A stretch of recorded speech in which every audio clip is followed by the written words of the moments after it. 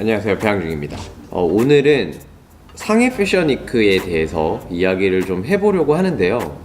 왜 뜬금없이 갑자기 상해 패션위크냐 라고 한다면 그건 제가 바로 상해를 다녀왔기 때문입니다. 저는 지금 이제 중국 상해에 와 있고요. 제가 보통은 이제 쇼를 취재를 하러 항상 뭐 서울이든 아니면 뭐 런던이든 파리든 갔다 온 지 굉장히 오래됐지만 다녔었지만 오늘만큼은 쇼 스태프로 참여를 하게 됐습니다. 한국 디자이너 브랜드가 상해 패션위크의 이제 컨셉 코리아라는 이름으로 제가 여기에 와 보니까 뭐 처음이기도 하고 조금 낯설기도 하면서 또는 익숙하기도 하면서 재미있는 것들이 있어가지고 여러분들께 조금은 뭐랄까 비교할 수 있는 객관적인 비교는 좀 안 되겠지만 나름대로 주관적인 견해를 바탕으로 한 비교 영상을 찍어보려고 카메라를 켰습니다. 사실은 아무 생각이 없었어요. 갈 때까지만 해도 그냥 상해 간다, 중국에 쇼 하러 간다, 딱 요 정도 느낌만 가지고 갔었는데 실제로 상해에 가서 이 상해 패션위크 자체 행사를 좀 느끼고 그리고 체험해보고 다각도로 좀 둘러본 후에는 정말 여러 가지 생각이 들더라고요. 제가 예전에 그 전 세계 패션위크에 대해서 영상을 한번 올린 적이 있습니다. 사실 우리가 이제 패션위크라고 한다면 런던, 파리, 밀라노, 뉴욕 요 4개를 이제 좀 주요 패션위크라고 여기는 편이고 그 외의 패션위크는 사실은 좀 약간 잔잔바리 같은 그런 느낌이죠. 서울 패션위크를 비롯해서 상해 패션위크 같은 경우는 쇼장이 신천지라고 하는 우리로 치면은 좀 번화가라고 할 수 있겠죠? 근데 그 신천지에 굉장히 럭셔리 브랜드들 스토어들이 플래그십 스토어들이 정말 많습니다. 그 바로 옆에 연못 위에다가 이거 띄웠어, 섬처럼. 그래서 텐트를 커다랗게 이제 2동을 지어놨는데 와, 이거 좀 놀랍더라고. 뭐 당연하겠지만 굉장히 많은 그 중국 디자이너들이 참석을 합니다, 쇼에. 그리고 해외에서 활동하는 중국 디자이너들도 굉장히 많이 참석을 한다라고 들었습니다. 근데 이제 제가 좀 이번 영상을 통해서 말씀을 드리고 싶은 거는 그 중국 디자이너들이 어떤 쇼를 했고 사실 이런 거는 사실 저는 그렇게 관심이 없습니다, 이번에. 근데 시스템적으로 이번 행사가 어떤 규모로 펼쳐졌는지 이런 부분들에 대해서 사실 좀 더 말씀을 드릴 수 있을 것 같아요.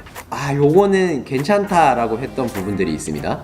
서울에서도 이전 시즌까지 그 A1관을 들어가면은 S1, S2 이렇게 나눠지지 않습니까? 중국도, 상해도 A와 B, 이렇게 A관, B관 이렇게 나눠지는데 가운데 중앙 홀이 있습니다. 이게 티켓을 이제 인식을 하고 들어가면은 굉장히 큰 중앙 홀이 있는데 여기에 이 상해 패션위크를 후원하는 스폰서사들의 부스들이 이렇게 각각 마련이 되어 있어요.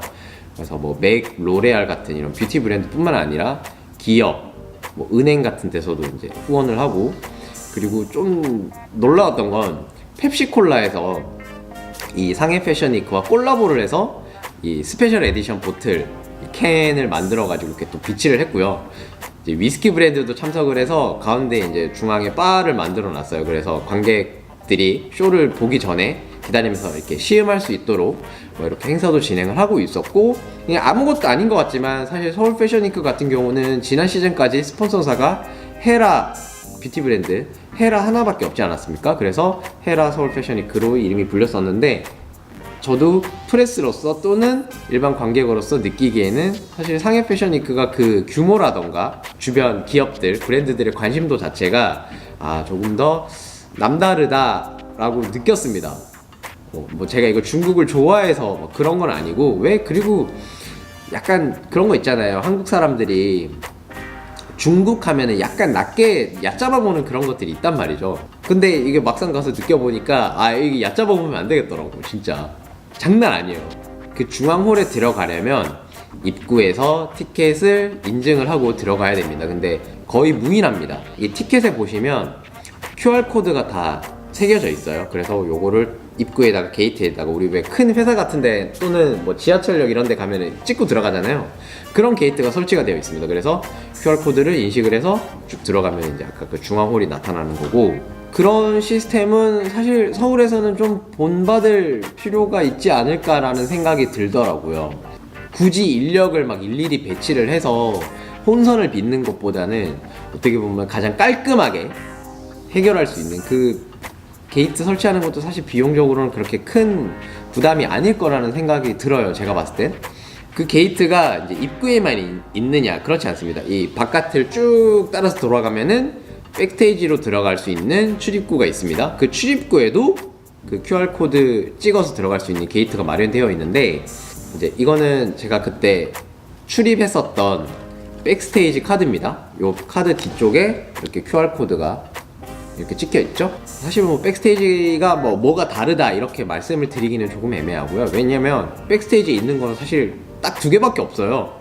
메이크업, 헤어 메이크업 부스, 그리고 이제 모델들이 옷을 갈아입을 수 있는 그 정말 런웨이 바로 뒤쪽 무대, 그쪽 공간밖에 없는데, 그 지금 보여드리는 영상에서 잘 보시면은 그 행거 앞에 아주머니들이 막 앉아있지 않습니까?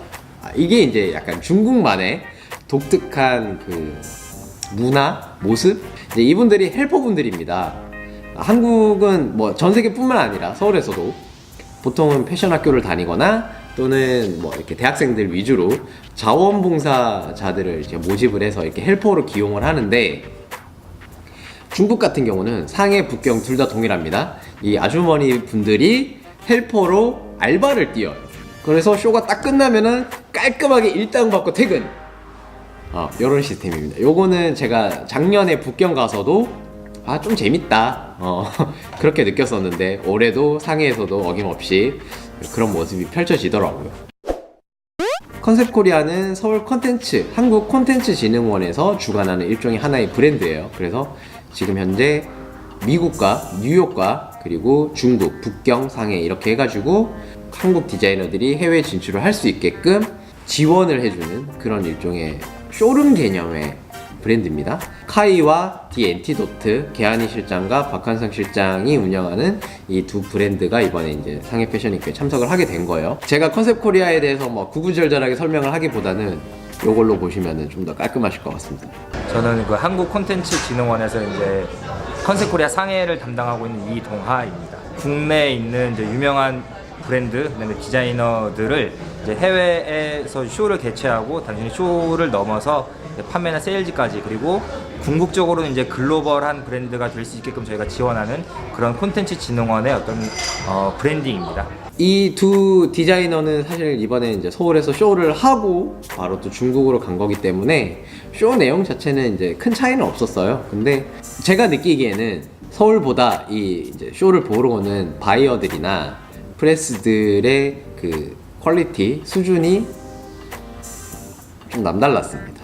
유럽과 뭐 미국 이런 데서도 정말 유명한 편집샵, 쇼룸 이런 데서도 굉장히 이제 바이어들을, MD들이 이렇게 많이 보러 왔었고요. 그리고 뭐 우리가 아는 보그 W 이런 글로벌 패션 매거진들, 그 해외 로컬에서만 발행하는 그런 프레스들, 에디터들이 되게 많이 오더라고요. 와, 중국은 뭐 제가 듣기로는 티켓이 없어가지고 티켓이 모자라서 쇼를 보고 싶은데 못 들어왔다 뭐 이런 얘기들도 듣긴 했었고요. 중국 시장에 대한 관심도 자체가 엄청난 거지. 근데 뭐 이렇게 약간 사족이긴 합니다만 이게 또 북경의 분위기랑은 조금 다르긴 하거든요. 그러니까 중국 내에서도 상해는 상해고 북경은 중국이다. 상해 패션위크의 이 관심도 자체, 그리고 수준 자체가 우리가 상상했던 것보다 훨씬 많이 이렇게 올라가 있다. 이번에 좀 재밌었던 게, 그 쇼를 끝내면 디자이너들이 인터뷰를 하러 갑니다. 프레스룸에 연예인, 쇼에 참석했던 연예인을 이제 같이 이렇게 가는데, 이번에 프로듀스 101에 우승했던 그 주걸경인가 아무튼 그 굉장히 그 중국 미녀, 굉장한 중국 미녀, 그분과 남자 아이돌 분이 이렇게 같이 이렇게 참석을 해가지고 막 인터뷰도 하고 하는데, 이야, 그 프레스들의 관심도 자체가 장난 아니더라고. 이게 아이돌이 같이 있어서 그런 건지 모르겠지만 굉장했습니다. 그런 풍경들도 사실은 조금 낯선 풍경이었어요. 서울에서는 그렇게까지는 진행을 하는 걸 제가 겪어보지 않았기 때문에 요거 좀 재밌어. 그 쇼장 바깥에 나가면 전 세계 어딜 가도 그 이제 패션 피플들을 촬영하는 스틸 포토그래퍼 분들이 있지 않습니까? 지금 영상 보시면 아시겠지만 나이가 지긋하신 분들이 많아요. 이분들이 전부 다 이 전업 사진가 분들은 아니에요. 취미로 사진을 찍으시는 분들이야. 不，这个角度不好，这个角度还是你刚才那个角度。你刚才站在这里有这样的话，哎，对对对对对，干净啊。对，你把脸挡住了。啊，完了完了。他在问呢，他不会赔钱给我吗120块钱不是100块，你分100我 사진 엄청 찍혔고요. 한국말이 들리는 거야, 그 포토그래퍼 분들 중에. 그래가지고 제가 이렇게 잠깐 인터뷰 좀 하자고. 그래서 안녕하세요. 스트릿 포토그래퍼 정지원이라고 합니다. 예, 진짜 많은 것 같아요. 여기는 근데 취미로 하시는 분들이 할아버지가 되게 많고, 한국 같은 경우는 이제 한 30대에서 50대 아저씨들, 여기는 할아버지들, 약간 그게 좀 다른 것 같아요. 할아버지도 엄청 저기 지금 되게 많아요. 사실 저는 요거를 보면서 약간 부럽기도 했어요. 어떻게 보면은 이 패션이라는 부분에 대해서 서울이 중국에 비하면 훨씬 더 선발주자고, 정말 오랫동안 패션위크를 열었었고 전 세계로 뻗어나갔던 패션 디자이너들도 굉장히 많았고, 그리고 유명세를 떨치고 있는 디자이너들 역시 굉장히 많고, 정말 다양하게 활동을 하고 있고 인정을 받고 있고, 하지만 왜 그들의 원래 주 무대가 되었던 서울 패션위크는 사실은 왜 크게 발전하는 것이 없는가 라는 의문을 던지면 사실 좀 안타까운 마음이 많이 들어요. 근데 상해 패션위크 같은 경우는 그 상해시 자체에서도 정말 이렇게 전폭적으로 후원을 하고 있고 지원을 하고 있고, 거기에 함께 참여하는 수많은 스폰서사들, 그래서 아낌없이 투자를 하고 이거를 점점 더 글로벌 패션위크로 성장을 시키기 위해서 갖은 노력을 하고 있습니다. 물론 중국 내부에서도 개선되어야 할 점들이 굉장히 많고요. 그 규모라던가 행사를 즐기는 참석하는 사람들, 쇼를 보러 오는 전 세계의 그런 관계자들, 이런 것들을 봤을 때는 제가 느끼기에는 정말 글로벌한 패션위크로 올라왔다라고 느껴지더라고요. 근데 서울은 사실 아니었거든. 매 시즌마다 제가 가지만, 정말 수년을 제가 서울 패션위크를 다녔지만 이게 많이 부족한 게 있거든.